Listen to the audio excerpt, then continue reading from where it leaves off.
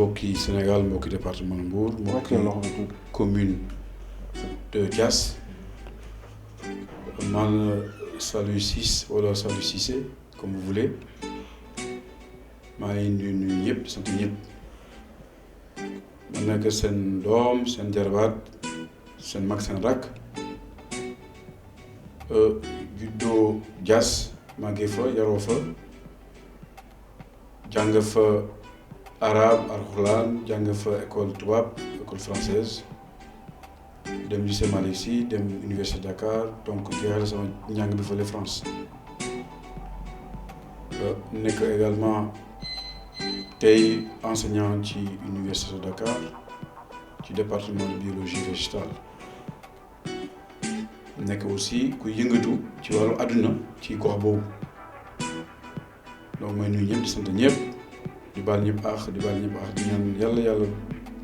baal ñu àq. ñu doon tuuti ci wàllu politique ñu tënk donc dafa mel ne yéen anciens yi muy yow muy Souleymane Faye muy ñeneen ensemble da leen di yóbbu retraite yéen amatoo leen benn ambition politique à Diass yéen vous êtes devenus des coordonnateurs de on ne sait pas. non merci jërëjëf pour cette question là man dewuma retraite politique dewuma retraite assemblée yóbbaale ma retraite d'ailleurs kan moo leen wax ne assemblée dem retraite ça aussi man du ma ko nii. c'est une question. vous me posez la question je vous retourne la question assemblée ku leen wax ne dem retraite man si sa bopp de man dewuma retraite parce que dama ne conviction ak gis-gis du dem retraite tant que nit ki yaa ngi noyyi yaa ngi am wér-gu-yaram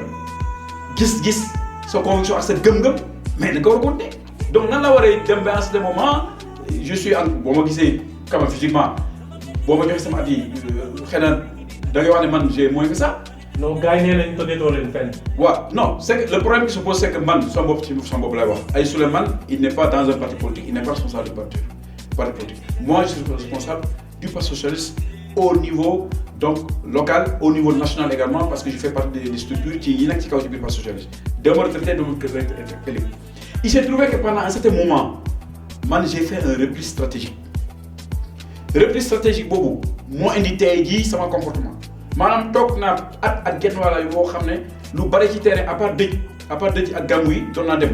mais di dem ci nit ñi passer par la di kii politique xëy na bàyyi noonu pendant un an et demi et ça je l'avais fait exprès c'était un repli stratégique. est-ce que du loolu moo leen rey. bon man de yaakaaroo ma ne man xëy na dinaa politique man sama bopp ci loolu laa jógee ma analyser situation bi jëm si dégg fi mu nekk fii benn alternative rek muy dese mooy ànd nekk benn def un large front pour que système bi nekk aujourd'hui au niveau de la mairie le système je dis bien le système ñu jëlee ko fa donc aujourd'hui fu nekk maa ngi ci réseaux sociaux yi maa ngi dem ci nit ñi maa ngi waxtaan pour ça donc li ma doon def avant je l'ai repris après donc ce repli stratégique là loolu moo tax quant aux autres nag man mënu wax ci place ñeneen ñi man sama bopp je sais que doo ma être retraité doo ma retraité ëllëg yaakaar au niveau du parti socialiste xëy na y a quelques problèmes yoo xam ne xëy na amuñu temps pour wax ci man mii sama bopp aussi je suis victime de ça ndax traitement bi mu am ci parti socialiste nekkul loo xam ne man mérite naa ko ça vraiment maa ngi koy dénoncer parce que bon am na ci loo xam ne nit ki boo koy def di def à sacrifice war nga ko gëstu ci lu bari. xëy na loolu moo tax ba nit ñi defee ne xëy na par-ci par-là amu ci dara lu tax mu nekk fii dem nag dafa gedd parce que non man du ma gedd musuma gedd j'ai des convictions yoo xam ne dañ ma suul ak moom mes convictions. mais yaakaar nga ne peut-être bi ngay tànk yi ngay jéego yi ngay dox fan yii yaakaar nga ne dina sotti ba ngeen am benn large front. dama ko ñaan yàlla. di jëlee ensemble. xam naa ne dana nekk lu jafe parce que déjà yàqkat yi ñu ngi commencé di wax ne Saliou yi dafa bëgg waa Diass pour xeex Toglu ak yooyu loolu amul. j'ai mes gens à Toglu am naa nit yi partagé ak man suñu gëm-gëm yi mooy ne ñu nekk benn ànd nekk benn jël un programme bindu ko tënk ñëpp tënk ci programme boobu mais diw mooy jiitu diw mooy ci topp non yooyu man nekkatuma ci affaire yooyu man sama bopp dama ne ñu ànd nekk def un front def un programme commun de gouvernance locale boo xam ne lu leer lay nekk ku ci adhéré nag yaa ngi ci biir ku ci adhéré nag bu la yeboo nga defi leneen loolu laa wax tey loolu laa wax ëllëg c'est compte tenu de mon expérience du terrain mais du leneen et dina métti nag ñi ñoo xamee pàccoo lañu tàmm division lañu tàmm boo ñëwee ne en l'espace de 6 mois 7 mois nañu booloon nekk benn je suis sûr que dina xaw a jafe mais yàlla baax na je pense que fi ma nekk fii mun naa wax ne pratiquement 80% leaders yi nga xam ne ñu ngi biir dans les partis et dans les mouvements au niveau donc local je dis bien que je pèse mes mots 80% pour l'instant ànd nañ ci. et bu ko nee fii léegi 1 mois on a continué il me reste encore 2 formations yoo xam ne war naa waxtaan ak ñoom après bu ñu fi jógee nag ñu def une réunion générale ci leaders yi pour que effectivement ku ci nekk nga wax lan nga xalaat est-ce que ànd nga ci wala ànduloo ci loolu laa nekk dynamique boobu laa nekk ak samay morom je pense que wax naa la individualisme ak personnalisation de la politique yooyu man ànduma ci tey man la yooyu ànduma ci. yaakaar nga ñun la ci loolu la ànd. yaakaar nga ne scénario 2014 bi duñ ko dundaat. mais bu amee wax naa ko bu yàggul ci mbooloo bu amee ñun ñëpp ñu dee sur le plan politique les jeunes les vieillards comme man et les moins vieux tout ça bu boobaa dañuy deewandoo benn yoon rek il faut ñu am on est obligé daf ñu tënk que ñu def ko te ànd nekk benn ku ci nekk bañ a gis sa bopp ku ci nekk bañ a fëkk sa dënn ne man la yooyu et cetera bu ñu amee li ñu am bi nga xam ne mouvance bu bees boobu bu yàlla defee mu jël la commune pour ki jiitu ki ci topp tout ça détail la pour man c'est détail parce que dina nekk loo xam dina yomb bu fekkee ne nag nit ñi adhéré nañu ci programme commun boobu mais bu fekkee nag ànduñu programme yi ne boobaa nag ce sera un problème de personne. gis nañ ne décret yaa ngi daanu biir ci toolu Diass yi usines yi infrastructure yi ñu installé foofu ñu ngi jël ci fonds ci teeru Diass bi ba récemment gis nañ benn 230 et quelques hectares yu fa Ciments du Sahel jël benn politicien nii mu ci benn mu. bon wax naa ci démb à Bandia xëy na bu ngeen dégloo la presse les journaux ak télévision tout ça dañ ko gis démb bi ma demee journée donc l'environnement à Bandia bi mu jëlee parole bi dama la ne man lan laa doon xaar mun ko carré nekk Bandia plus de 20 carré ñu wàññi ko mais musuma xaar ne carré nekk Bandia dañ koy yokk mu waxaat ne aussi 237 hectares dafa ëpp ci forêt boo xam ne moom rek lañ yaakaar département de Mbour amul benn forêt bu gën a naat la forêt de Bandia amul amul biir département de Mbour ñu jël ko aussi war a ci jël 237 hectares alors que les Ciments du Sahel ci temps yi ñu nekkee man mii temps yi ma nekkee responsable moral du conseil régional de Diass on leur avait retrouvé 675 hectares jeexagul nañ ko mën a bàyyi foofu de côté et puis di jël 237 hectares au niveau de Bandia dama ne man contre les Ciments du Sahel ndax entreprise la boo xam ne am na lu muy dugal xëy na ci l'état du Sénégal am na xëy na ay emplois yoo xam ne jël nañu ko dans la localité mais dama ne santé population bi seen avenir moo ëpp njëriñ bénéfice bi nga xam ne day génn ci société man anduma ci tey anduma ci ëllëg wax naa ko démb donc waa Bandia nag def nañ seen manifestation keroog démb aussi seen chef de village bi def na discours bu rëy wax ne aussi waa Bandia population nekk foofu ànduñ ci donc foncier de Diass bi maa ngi ñaan gars yi aussi ñu def ci effort parce que barewul wax naa keroog ne boo jógee limite u région de Dakar qui se trouve vers Kanam ba Sindia ça fait à peu près 13 kilomètres 14 kilomètres au maximum 14 kilomètres donc bu nekk lëndëm largeur bi boo jógee gannaaw Kirène nga tracé une ligne droite ba Daga ça fait pas ça fait moins de 8 kilomètres donc boo multiplier 8 par 32 donc par 14 excusez-moi donc ça fait 100 et quelques kilomètres carrés 100 et quelques kilomètres carrés mu am 40% yoo xam ne massif yi di ngeen wax montagne ci wolof ak saafi bien que ci français en géographie du ñu ay montagne les montagne nekk foofu jël nañu au moins 40% donc boo jëlee 40% ci 100 et quelques kilomètres carrés ñaata ngay dese c'est à peu près une soixantaine de kilomètres carrés soixantaine de kilomètres carrés yooyu nit ñi fa lañu tabax fa lañu dëkk fa lañu war a béy donc yooyu yëpp booy def gestion foncière da nga ko war a sóoraale ngir ëllëg gannaaw ëllëg pour suñu doog suñu set donc actuellement situation bu xaw a doy waar. ñu ngi laalaat beneen aspect aussi mbalit bi lu mu lay fàttali. mbalit bi aussi. nekk na tournant bu extraordinaire si sa dund. waaw c'est pratiquement le tournant de ma vie sax parce que mbalit bi ndax bëri bi qu'est-ce qui s'est passé biñ ko déggee Souleymane Faye maa ngi koy nuyu au passage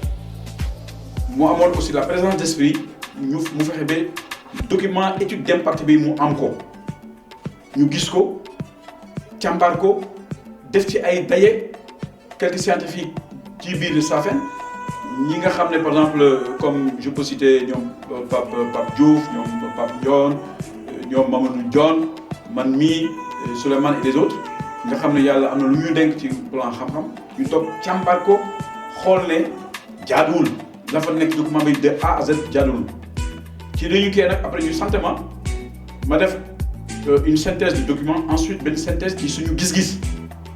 alors ñu tënk ko ci ay points yu bëri ma bind ko tiire ko joxe exemple léegi bi ñu ñëwee ci kii bi nekkul woon aussi bi ñuy dem man ak Souleymane doon nañu waxtaan ba ñu jàppoon ne man waruma sax lire document bien que man maa ko bind léegi dañu doon xëy na ñu jël ko mel ne Pape Diouf ñu lire ko mais bi ñu demee ba toog situation bi ñu fa fekk mu joxe ne ki bind document bi moo ko war a lire parce que am na ci ay commentaires yoo xam ne moo ko mën a def mais du craindre donc loolu moo taxoon ba ma volontaire aussi dem jël ko def ci commentaire te yàlla bi ñu tiim xam nañu document boobu amu ci benn virgule boo xam ne jalgati la wala dafa waroo ak dëgg sur le plan scientifique bi professeur Souleymane Sy defee exposé ba pare parce que moo doon def étude ak ay collègues am moom day dafa gaañoon sax yàlla na ko yàlla xaare àjjana parce que après nekk nañu xarit après donc bi mu defee kii ba pare mu wax ci ay wax yoo xam ne sur le plan scientifique dafa xam ne nekk lu doy yaram parce que nan la benn scientifique nga toog ci benn mbooloo boo xam ne y avait plus de 2000 personnes 3000 personnes nga naan lii ma wax nii sur le plan scientifique amul kenn ci mbooloo mi koo xam ne mun na ko weddi. nga jóg dem weddi. waaw bi ma jógee nag ma weddi ko y avait la surprise générale sous-préfet fu mu nekkoon temps yii sax jéem na ma piégé mu naan ma léegi yow da nga présenté parce que comme xamoon na ne man maa ngi def politique dafa doon bëgg ma présenté wu sur le plan politique alors que foofu politique yóbbu foon kenn. donc bi mu présenté maa ngi tudd Saliou Ciss je suis un ingénieur polytechnicien diplômé de l'Institut national politique de Toulouse docteur en sciences agronomiques parlant au nom des populations donc sur ce plan-là piège wu sous-préfet boobu man ma évité ko donc ma wax ñu demat point par point wax yi nga xam ne moom la professeur Souleymane Sy boobu defoon point par point du mu nekk benn surprise donc incident bu fa am na ñu bëri yoo xam ne ay yàqkat la ne ñu sama wax bi la mais nekkul sama wax c'était un problème de maintien de l'ordre ndax bi ñu ko doon ba mu ko lire bi mu koy lire nit ñi di tàccu ak remouvement bi ambiance bi dafa amoon benn soldat benn gendarme boo xam ne élève gendarme parce que temps yooyu fekk gendarmerie amuñu woon effectif dans la région parce que dafa amoon yenn xeexoo ñu yónnee ay élève gendarme xam nga élève boo nee élève mbokk loolu sa moitié bi benn élève gendarme nag mu conc benn xale foofu bon waaw bi nga ko concee ni xale bi pousse ko fa la incident bi commencé mais c'était pas la lecture du truc comme ça mais bi gars yi demee avec leur rapport à gauche à droite bind ne man mii ak yooyu et cetera par la suite mu méttoon ci man parce que bi ma egsee. mu métti. waaw bi ma egsee. qu'est-ce qui s'est passé. parce que bi ma ñibbisee alors dès le lendemain donc j'ai été un peu saisi par disons le procureur des trucs comme ça yooyu ñu woo ma donc au niveau de mon ministère ñu wax ak man léegi le ministre de l'environnement de l'époque qui s'appelait Mamadou Diagne Fada mu woo ma avec le commandant de la brigade de Popenguine avec le chef du village de Diass avec certaines personnes son directeur de camion yooyu ñu toog waxtaan lan la ma wax daf ma ne